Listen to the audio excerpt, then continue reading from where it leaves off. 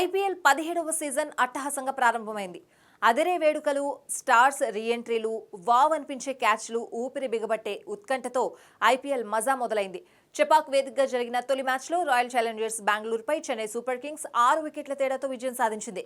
Defending champion హోదాలో బరిలోకి దిగిన సీఎస్కే ఘనంగా బోణీ కొట్టింది. అయితే ఈ మ్యాచ్ ఉత్కంఠగా సాగింది. ఆర్సీబీ పనైపోయింది అనుకునే తరుణంలో అనూజ్ రావత్, దినేష్ కార్తీక్ గొప్ప పోరాటం చేశారు. దాంతో బెంగళూరు నిర్ణీత 20 ఓవర్లలో 6 వికెట్లు కోల్పోయి 173 పరుగులు చేసింది. అనంతరం ఛేదనలో చెన్నై 18.4 ఓవర్లలో 4 వికెట్లు కోల్పోయి లక్ష్యాన్ని అందుకుంది. అయితే ఈ మ్యాచ్ ముందు ధోనీ నుంచి రుతురాజ్ గైక్వాడ్ కెప్టెన్సీ బాధ్యతలు అందుకున్నాడు. మరోవైపు ఆర్సీబీ సారథి డూప్లెసిస్ కానీ కెమెరామ్యాన్ కెప్టెన్లపై కాకుండా ధోనీ, కోహ్లీపై ఫోకస్ చేశారు. కెమెరామ్యాన్ డూప్లెసిస్ పై కొన్నిసార్లు కరుణించినా రుతురాజ్ను అసలు పట్టించుకోలేదు. ధోనీ కదలికలపైనే దృష్టి పెట్టారు.